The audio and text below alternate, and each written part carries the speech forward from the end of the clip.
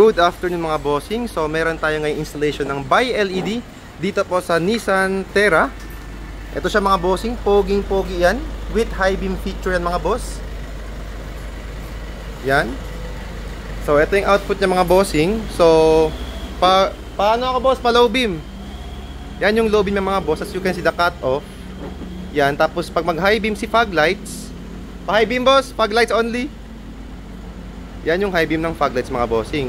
So even if i-cover natin ito mga boss papansin nyo, cover ko ngayon, parang wala lang siya masyadong difference. Kasi sobrang lakas ni fog lights. Yan. Ito naman sa kabila, poging-pogi yan mga boss.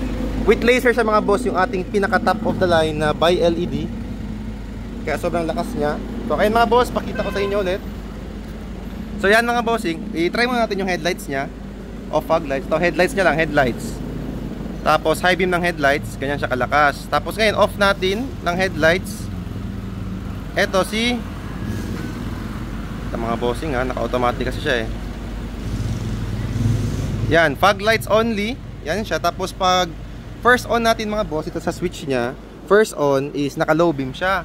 Pag off natin ulit, tapos on ulit, high beam na siya. So without headlights yan mga bossing naka-off yung headlights niyan. Yan, ganyan siya kalakas mga bossing yung Bi-LED. Doon sa kabila yung sa pumapasok talaga sa loob. Tapos combined natin yung headlights. Yan. So literal mapapa-good morning na kayo sa gabi. So for more info mga bossing, do visit our shop, Andres Auto Accessories, Pagadian City branch. We also have branch mga bossing sa Zamboanga City, Governor Ramos lang po. So ito po yung ating landmark, Shell Gasoline Station, yung kasadya. So yun lang mga bossing. Peace!